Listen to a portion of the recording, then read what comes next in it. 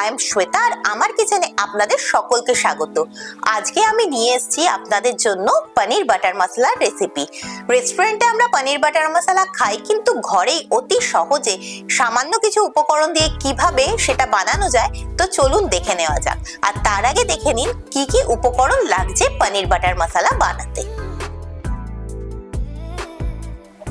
পনির, পেঁয়াজ, আদা, রসুন, টমেটো, ধনেপাতা, কাজু বাদাম, fresh cream, kasuri methi, Kashmiri red chilli powder, গরম মশলার গুঁড়ো, বাটার, তেজপাতা, দারচিনি, এলাচ, সাদা তেল, চিনি আর নুন। প্রথমে আমরা একটা কাচের বাটি নিয়ে নেব আর তার মধ্যে দিয়ে দেব গরম জল। এবার এর মধ্যে দিয়ে দেব নুন পরিমাণ মতো, তার মধ্যে দিয়ে দেব কিউব করে কাটা পনির। এই গরম জল আর নুনের মধ্যে পনিরটাকে কিছুক্ষণ সোক করে রাখলে পনিরটা খুব সফট হয়ে যায়। এবার এটাকে 30 মিনিটস আমি সাইডে রেখে দেব। এবার আমরা একটা কড়াই নিয়ে নিয়েছি আর তাতে দিয়ে দেব 2 চামচ সাদা তেল,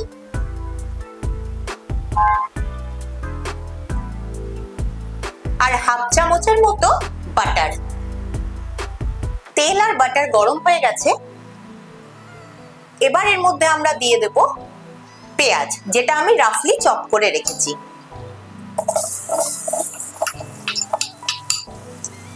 তার সাথে দিয়ে দেব 7 থেকে 8 কোয়া রসুন, সামান্য আদা কুচি, যেটাও আমি রাফলি চপ করে রেখেছি, 4টে বড় সাইজের টমেটো, যেটাকে আমি কুচিয়ে রেখেছি,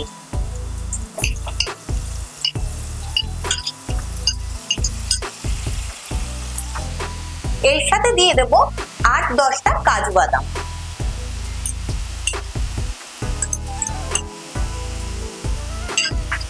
আর সামান্য নুন, যাতে টমেটো, পেঁয়াজ, আদা, রসুন তাড়াতাড়ি নরম হয়ে যায়। এবার এগুলোকে ভালো করে মিক্স করে দেব।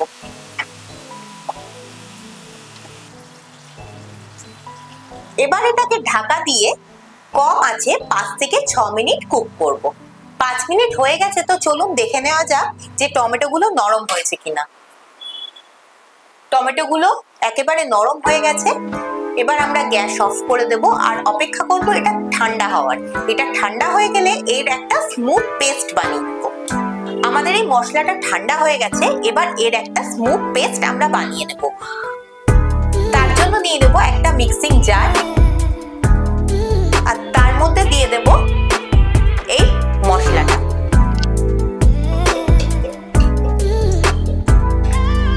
এবার এই মশলাটার একটা স্মুথ পেস্ট আমরা বানিয়ে নেব।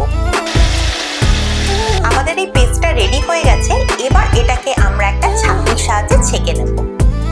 তার জন্য নিয়ে নেব একটা কাচের বাটি আর নিয়ে নেব একটা ছাঁকনি। এবার এর মধ্যে আমি এই পেস্টটাকে ঢেলে দেব।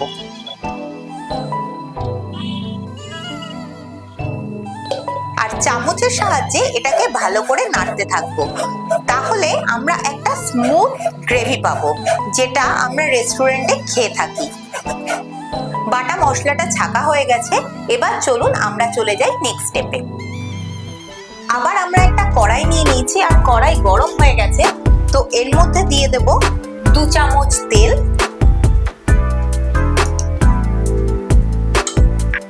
আর 1 চামচ বাটার।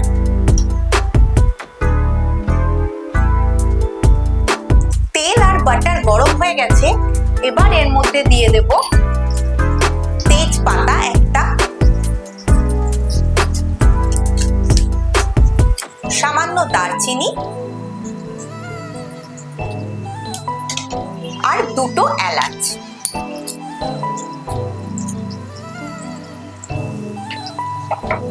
এবার এটাকে ফ্রাই করে নেব যতক্ষণ না একটা ভালো স্মেল বেরোয়। গোটা মশলাগুলো ফ্রাই হয়ে গেছে। এবার এর মধ্যে দিয়ে দেব আমরা যে পেস্টটা বানিয়ে বানিয়ে রেখেছি। এবার এটাকে ভালো করে কুক করে নেব। যদিও এটা প্রথম থেকে সবকিছু কুক করাই আছে, তাও একটু খানিকক্ষণ কুক করে নেব। গ্রেভিটা হাফ কুক হয়ে গেছে। এবার এর মধ্যে দিয়ে দেব 1 চামচের মতো কাশ্মীরি রেড চিলি পাউডার, নুন পরিমাণ মতো। নুন খুব একটা বেশি লাগবে না, কারণ এর আগেও আমরা গ্রেভিটার যখন বানিয়েছিলাম নুন আমরা ইউজ করেছিলাম। সামান্য চিনি টকটাকে ব্যালেন্স করার জন্য,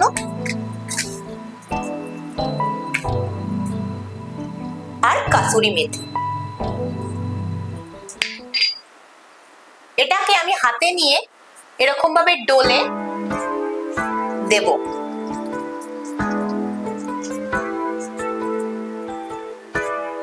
গ্রেভিটা অলমোস্ট রেডি হয়ে গেছে। এবার এর মধ্যে আমরা দিয়ে দেব পনির, যেটা আমরা কিউব করে কেটে গরম জল আর নুনের মধ্যে সোক করে রেখেছিলাম। এটার থেকে পনিরগুলো এরকম হাতে করে নিয়ে সামান্য স্কুইজ করে এর মধ্যে দিয়ে দিতে হবে, যাতে এক্সট্রা জলটা বেরিয়ে যায়। পনিরগুলো দেয়া হয়ে গেছে। এবার এটাকে ভালো করে মিক্স করে দেব। এখানে আমি 500 গ্রাম পনির ইউজ করেছি।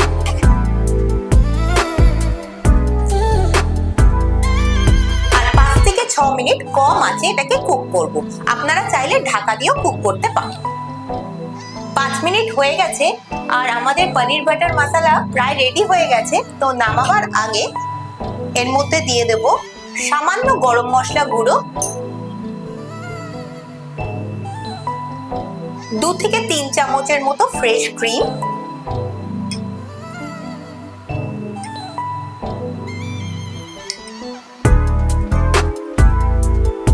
আর কুচনো ধনেপাতা।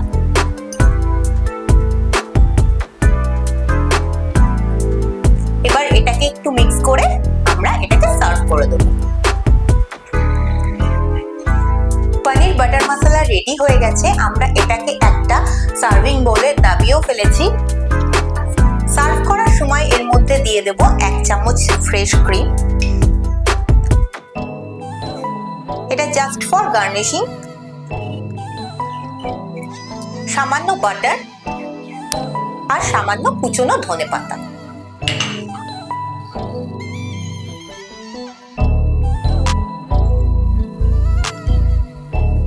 আশা করি আজকের পনির বাটার মশলা রেসিপি আপনাদের সকলেরই ভালো লেগেছে।